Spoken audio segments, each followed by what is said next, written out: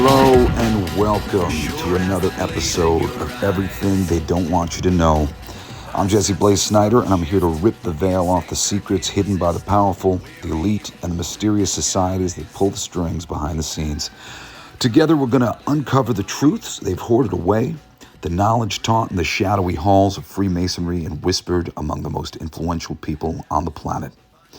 Quote, "The very word secrecy is repugnant in a free and open society." John F. Kennedy. Secrecy breeds ignorance, and ignorance breeds control. I'm here to challenge the status quo, smashing through the walls of silence that have kept the truth from the light. As Edward Snowden said, the worst conspiracies are open and notorious. This isn't just a show, it's a movement, a revolt against the darkness of hidden knowledge, an uprising for transparency. I'm here to empower you with the information that has been kept from you for far too long. So buckle up and prepare to question everything. Welcome to Everything They Don't Want You to Know. Thinking about calling this show The Rigged System and the War Against the Middle Class.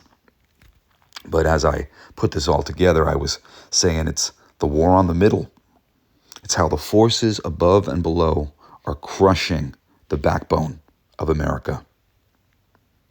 We've all felt it, working harder, yet falling behind. Tonight, we map the hidden squeeze from billionaires to benefit hackers. Quote, "A government that is big enough to give you everything you want is also strong enough to take everything you have." That was Thomas Jefferson. In 2023, 40% of Americans reported living paycheck to paycheck, almost half of us. Part 1, the invisible squeeze. Wage stagnation versus productivity boom. Imagine this.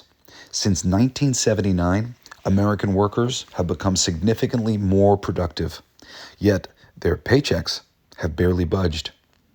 It's like running faster on a treadmill that doesn't move forward.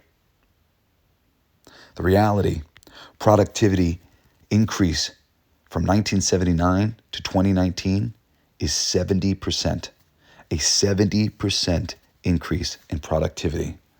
You want to guess what the hourly compensation increase has been? 12%. 12%. Our productivity has increased by 70%. Our compensation by 12%. This gap indicates that while workers contribute more, their share of the economic pie has not grown accordingly. Essential workers, cops, electricians like my girl Julie, teachers like my ex-wife Patty, are struggling to afford housing. This is what you call the just above poverty trap. They are too rich for aid, but they're too poor for stability. Key stats: from 1979 to 2021, median hourly wages adjusted rose less than 5%, while productivity rose 95%. How do you like those numbers? And there are all sorts of different numbers that you can find, and some of them conflict with each other ever so slightly because they don't want this fucking information out there. And many of these studies and reports are designed to obfuscate the truth from you. Home ownership rates, 64% for top quarter earners, the people at the top of the pie, the top quarter of the pie of earning in America, versus 41% for middle earners who can own a house. And of that 41%, it's known that in 2022, approximately 19.7 million U.S. homeowners were classified as cost burdened, meaning they spent more than 30% of their income on housing expenses. Among households earning between $50,000 and $74,000, or almost $75,000, about 41% were cost burdened in 2022.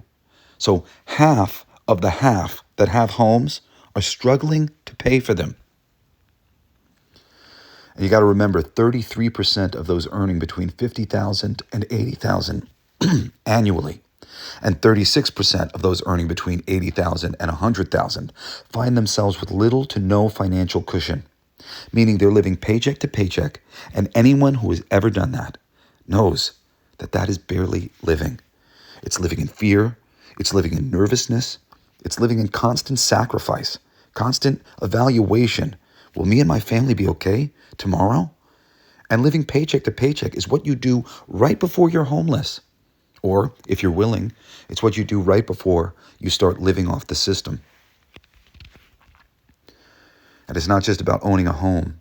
It's about the quality of life that ownership affords. When a significant chunk of your income goes to housing, it limits opportunities for savings, investments, and even basic leisure. And who wants to live like that?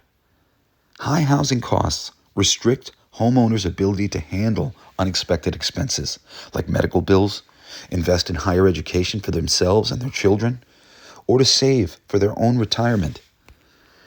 This means that while the average worker tightens their belt tighter and tighter every year, corporations are enjoying unprecedented profits.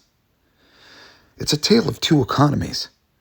Despite working harder and smarter, workers aren't reaping the benefits. So where's this fucking money going?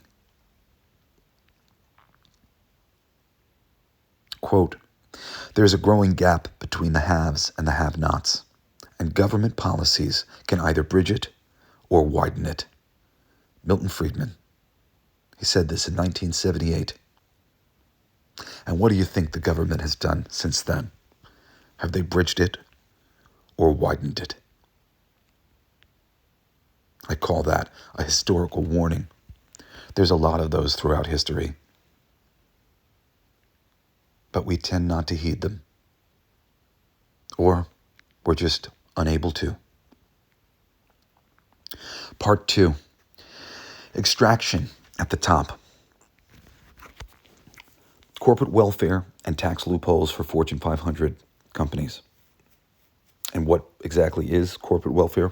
Well, corporate welfare is when the government, aka we the taxpayers, hand out money, tax breaks, and other sweet deals to big corporations. It's like welfare for billionaires, except instead of helping struggling families survive, it's helping some of the richest companies on earth make even more money.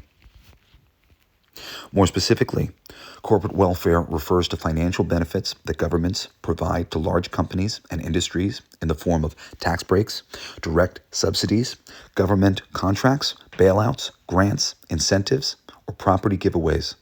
These deals are often justified as job creators or stimulus, but in practice, they rarely come with accountability, and the benefits often go to companies that already turn massive profits. Just a few examples to prove this. Amazon got billions in tax breaks to build warehouses in cities that later saw few lasting job benefits. Big Oil receives 10 to 15 billion annually in subsidies, despite record profits. Right now, I'm working on initiatives to help hemp plastic come into prominence, and the hemp is so much more expensive than the oil-based plastic, not because hemp is more expensive, but because these oil companies are getting subsidies that make the oil appear less expensive, and in reality, the oil is far more expensive than the hemp to produce.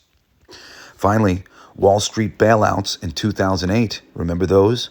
Well, people like me were on the verge of losing my new house that I had just bought with my ex-wife. Trillions were given to banks who helped cause the crash to save them. Where was my bailout? Where was the bailout for others like me? Corporate welfare is when your tax dollars go to a company that lays you off while its CEO buys a third yacht. Also, stock buybacks versus worker raises. Stock buybacks, companies spending significant profits on repurchasing their own shares in order to boost their stock price and give out executive bonuses for their success, rather than increasing employee wages. Political donations and revolving door lobbyists keep all of this going. Hey, Mr. Obama. Hey, Mr. Clinton. Hey, DNC. We'd like these policies to continue. We'd like new policies to be enacted to make it that much better for us. We'll make it that much more better for you if you can do this for us, if you can help us out in this way. Lobbyists should be outlawed, period. Corporate political donations should be outlawed as well.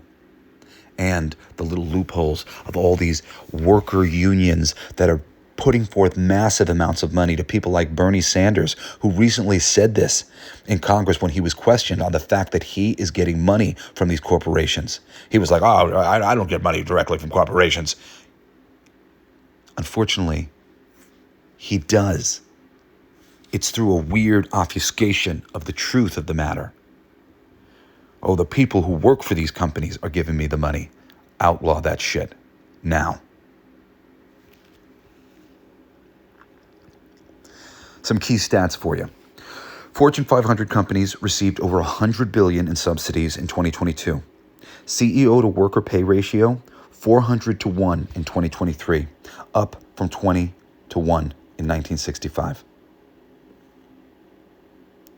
From 20 to 1 to 400 to 1 just 2 years ago. And you know it's gotten worse since then.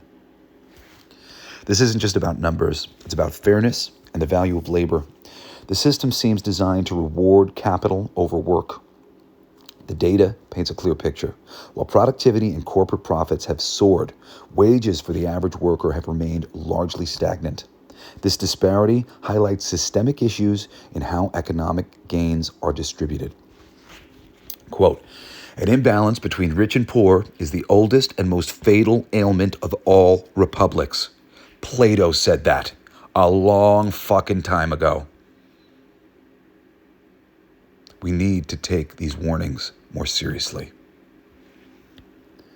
And real quick, for those of you who don't understand what corporate subsidies are, subsidies are when the government gives money or special treatment to big companies so they can grow, create jobs, or just stick around. But let's be real. It's taxpayer money going to businesses that already have plenty of cash. They're getting cash grants, tax credits or loopholes, free land or infrastructure, government covering business costs like insurance or R&D. These are meant to stimulate the economy, attract companies to a city or state, or incentivize innovation. But too often, they're just fucking giveaways to powerful corporations with powerful lobbies. Some real life examples for you. Tesla and Elon Musk, over $4.9 billion in government subsidies for electric cars, factories, and solar energy before Musk was persona non grata.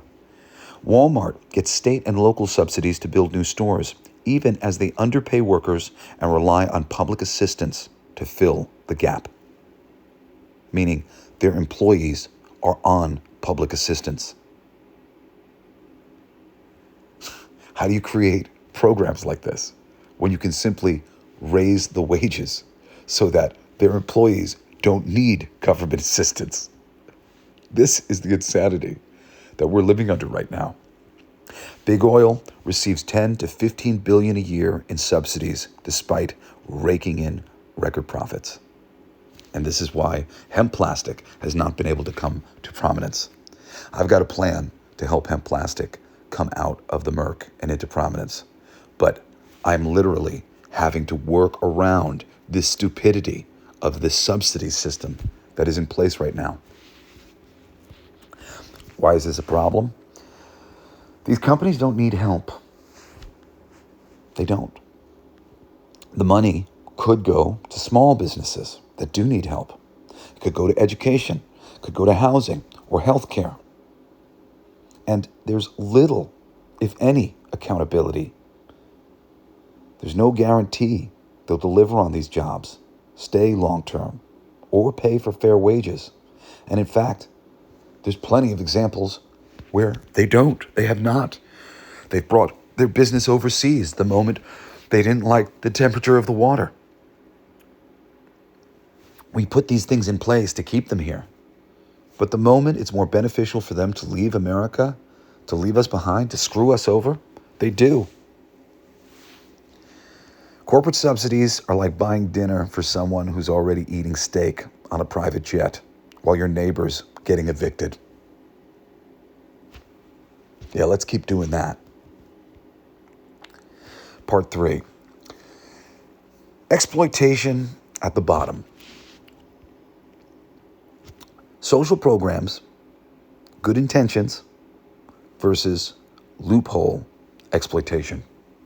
Examples: SNAP resale scams, disability fraud mills. Let's start with SNAP. SNAP's the food stamp program, for those of you who don't know. It's meant to help low-income folks buy groceries, but some people have figured out a hustle. They sell their food stamps for cash, usually for less than they're worth. This is how it works. Someone with a SNAP EBT card goes into a store, but instead of buying groceries, they offer to sell their benefits to someone else, say $100 in SNAP for $50 cash. That person buys real food with it, and the seller gets cash for things SNAP doesn't cover: cigarettes, drugs, alcohol, rent. This is a problem because it diverts taxpayer money away from its intended purpose, which is feeding people. It's hard to track unless investigators catch the pattern, like one person buying hundreds of dollars in groceries a day. It's fraud, but often driven by desperation in a broken economy. Disability fraud mills. Social Security disability is supposed to be for people who genuinely can't work, but there are lawyers, doctors, and consultants who team up to help anybody fake their own way into the system. This is how it works. A person will apply for disability with the help of a fraud-friendly lawyer. That lawyer has a network of doctors who will write reports saying the person can't work, even if they can. The application is pushed through using inside knowledge of the system. The lawyer takes a cut of the back pay once approved. Meanwhile, the person might be working under the table, collecting disability checks too. Triple dipping from the system. It's a problem because it drains billions from a system meant for the truly disabled. People who actually need help have to wait months or years to get approved. I had applied for this at a certain point, and basically everybody who I talked to just kept saying, "It's not exactly worth it, Jess. You're going to really struggle. It's going to take a really long time. You're going to have to jump through all these hoops in order to prove that you're suffering from chronic pain all the time that makes it really difficult to work. Doing entertainment things, I can be creative. I can work in flows and whatnot, but and actually, this isn't really true anymore. I've just gotten over my chronic pain. It took a long time for me to get over it. But there was a time where I really needed help. I really needed financial help. I couldn't work fast enough. I couldn't do the things that I needed to do independently to get my family out of the system. And a normal job just was not really good for me. I had worked here, there, doing construction, and it had fucked up my body so badly. Just like a week of working that I had to take a week off before I could go back and do some more. And I kept hurting myself, and I kept getting screwed up because my body was really injured and I needed to take care of myself. But going to apply and trying to get into the system to get those benefits, it just wasn't exactly worth it. And I gave up, and I just said, all right, fuck it. Better I spend my energy going to the gym and trying to take care of myself and doing yoga than just sitting here on a couch trying to apply for these things and take all these meetings and also the energy of it, just all the doubt that they put on you. It just wasn't worth it to me. So I gave up, and I just ultimately figured out how to take care of myself. But it shouldn't be like that. When people do need help, and I did, they should be able to easily get the help that they need. And for those of you who are like, hey, isn't your dad a rock star? My dad, one, is not a trillionaire. He's ultimately a successful middle-class person, which is the people I'm here to talk about today, who are being squeezed. An independent individual in the entertainment business who's made some money for himself. But that money has gone up and down because he's not a fucking trust fund kid, and neither am I. It wouldn't be fair for me to put the burden of my need for my 4 children and my ex-wife on my father. I'm not willing to. And in a lot of cases, at a lot of times, depending on the moment in his financial life, it would be a real burden or impossible for him. Right now, my family is on a precipice.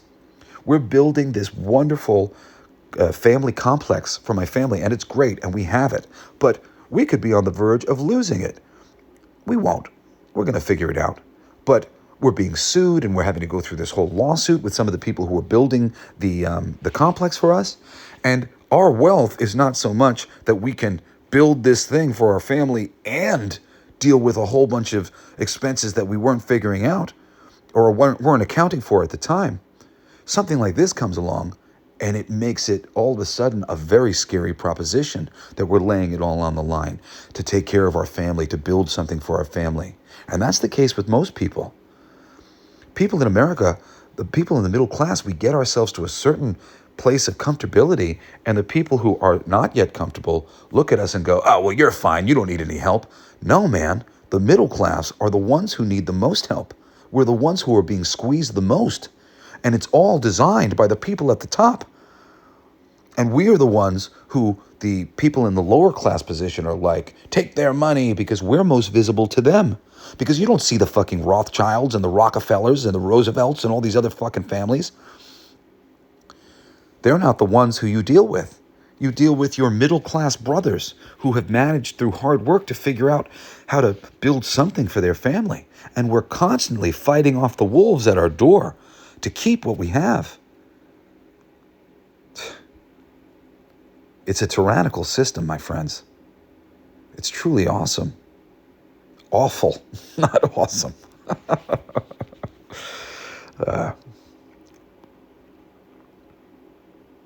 So let's see, where was I here? People who actually need help have to wait months or years to get approved. And that was true for me. Investigations show whole towns with huge percentages of people on disability, sometimes coordinated through a single law office or clinic. These aren't just scams, they're symptoms. They show us the system's so upside down that cheating it sometimes feels like the only way to survive it.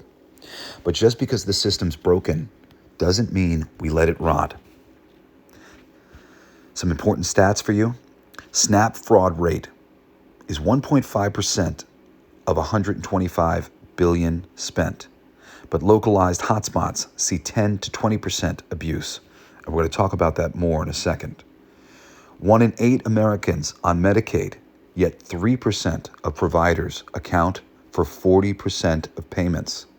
That's strange. Another one of those historical warning quotes. Quote, charity is no substitute for justice withheld. Saint Augustine said that in the 5th century. Charity is no substitute for justice withheld. When justice is being withheld, charity is needed, but it is no substitute for justice. It is the withholding of the justice that is causing the need for this charity. So what does that mean? It means we don't need charity. We need justice. Before we move on into the next section, I must ask. They say the fraud rate is. They say the fraud rate in the SNAP food stamp. In the SNAP food stamp program, that it's just 1.5%. But how do we even know that? I find that hard to believe. And more importantly, who benefits from making that number look small? The truth behind the 1.5% is that number is based on detected and prosecuted fraud. Cases they found. Most fraud is hidden in plain sight. It's subtle, small scale, often cash-based, and rarely investigated. Investigations are underfunded because why would they want you to fucking find that? And many caseworkers are overwhelmed or incentivized to keep fraud under the radar. Why would the government downplay fraud? Simple. If the fraud is bigger than they admit, then the whole program looks like a mess. And if it looks like a mess, it gives ammo to anyone who wants to cut it or who wants to expose how bad they're managing it. There are a number of reasons to keep it quiet. Protect public confidence in the government programs, avoid political backlash, maintain the flow of funding. More fraud equals more scrutiny equals more restrictions. The whole Democratic Party is based on making sure that things like this are not exposed as fraudulent, not exposed for the crazy amounts of abuse that I know and I think you know are going on. So, can we even know what the real number is? No, not really. Fraud that goes undetected is, by definition, invisible to the system. You can't audit what nobody reports. You can't quantify what happens off the books. The truth is, we'll never know the real fraud number, and that's the point. These systems aren't designed for total transparency. They're designed for plausible deniability. They say 1.5%, but what's that number really measuring? Just the people who got caught, not the ones who know how to work the system. And in a rigged system, those are usually the ones who survive. Part 4, the middle under fire. Double taxed and underprotected, meaning the middle class doesn't just get taxed when they make money. They get taxed again when they try to spend that money. You earn it, Uncle Sam takes a bite. You go buy groceries or gas or try to enjoy your life, and boom, here comes sales tax, fuel tax, fees, tolls. Our money is taxed coming in and going out. There's multiple income taxes, federal income taxes, state income tax, payroll taxes, which includes Social Security and Medicare, and is 7.65% of employees, and then comes to the consumption taxes. Sales tax on everything from food to clothes to electronics, gas tax, and remember, oil and gas are subsidized already. Utility surcharges, toll roads, property tax, if you're lucky enough to own a home, vehicle registration fees, and more insidious taxes looking around every dark corner.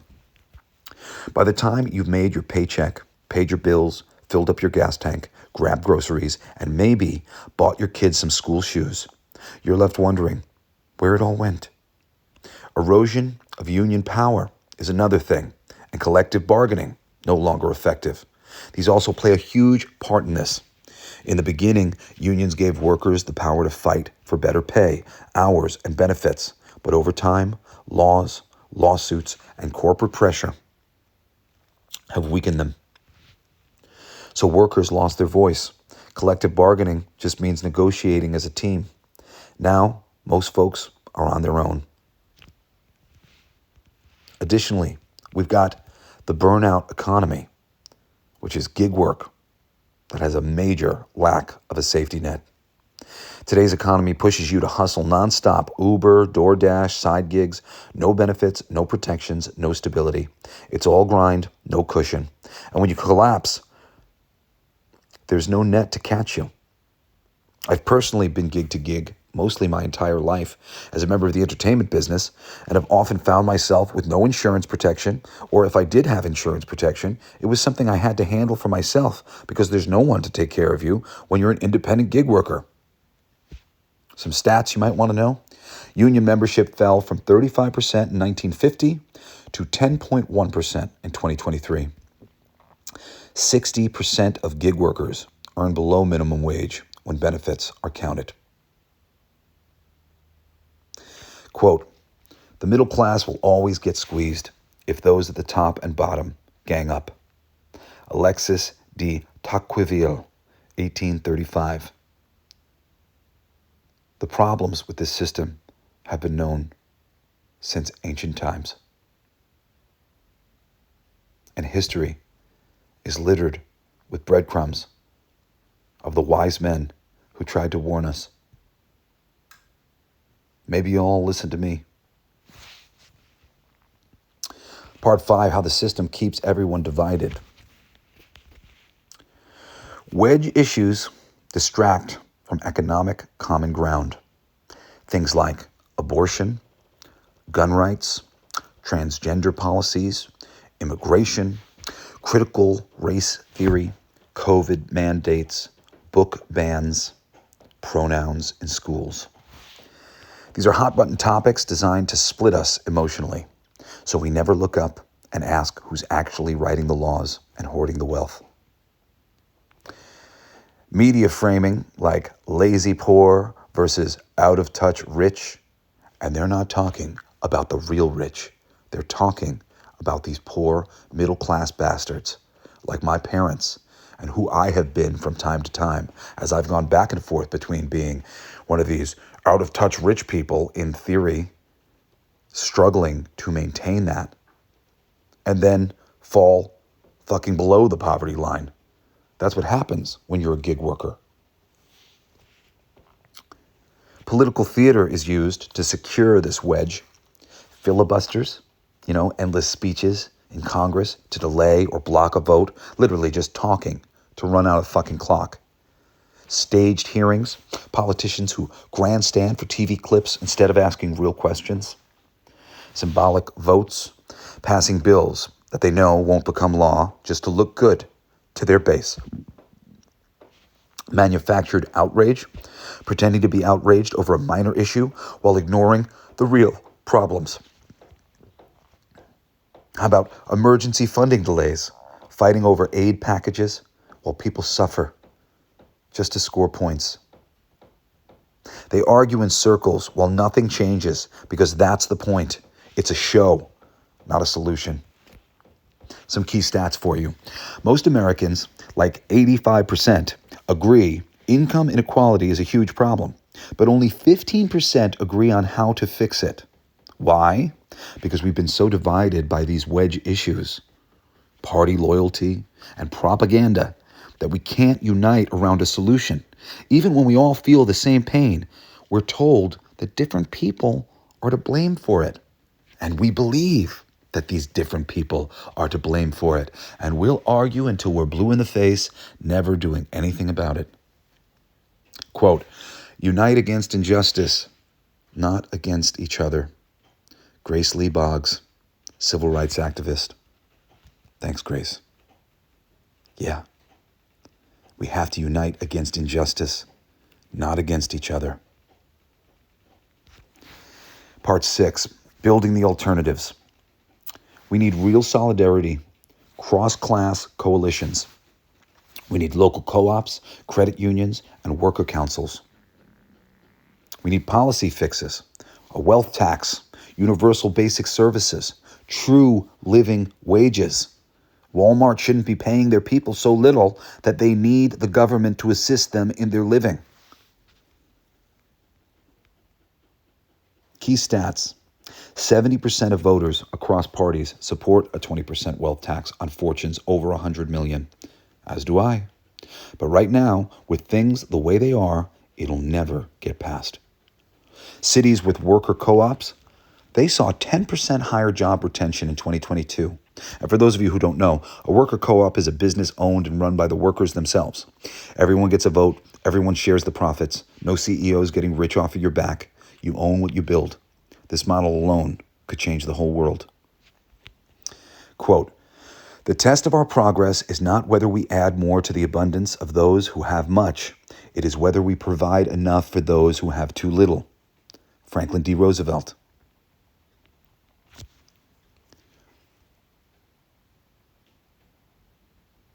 Part 7. And this is my closing and my call to action for all of you. Top and bottom are feeding off of the middle. The top and bottom feed, the middle bleeds. And they are working the hardest to keep this ship afloat. But there are simple action steps we can take. We can support local unions, co-ops, transparent policy campaigns. A better world isn't a dream. It's the only option we have. That quote's from me. A better world isn't a dream. It's the only option we have yet to try. You've been listening to Everything They Don't Want You to Know. Join me on Wednesday and Saturday for some excellent entertainment and pop culture commentary, recommendations, and often me tearing apart the system as it's run right now. I've got a new publishing endeavor, Sugar and Bones magazine. It's going to be launching on Kickstarter in the next few months. But right now you can sign up for notifications at bldsts.com. That's my company, my publishing company, Blacklight District Studios. That's our website, bldsts.com. You can also get some back issues from some of the books that we've put out so far. But Sugar and Bones magazine is here to replace heavy metal and also to be something a little different. A magazine for the next generation of creative people coming up.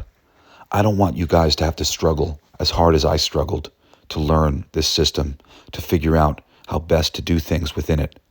And this magazine is designed to help you all by example, really incredible comic book stories, incredible photography, incredible writing, but also to teach you.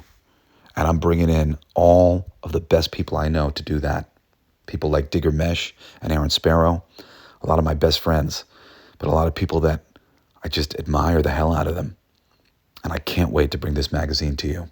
If that sounds cool, please go to the website, sign up for notifications, and help us spread the word as we start to do the pre-orders for this thing. It's going to be a quarterly magazine once it launches, and I hope you'll be there for the ride. Plus, follow me on social media. I'm basically on everything. Look up Jesse Blaze Snider, coolest geek alive. You'll find me. And you can email me if you want to. I'm jesseblaze@jessesnider.com. And join me next Monday for another fucking incredible episode of Everything They Don't Want You to Know. I love you all. Care Bear Stare. Thanks for listening. Goodbye.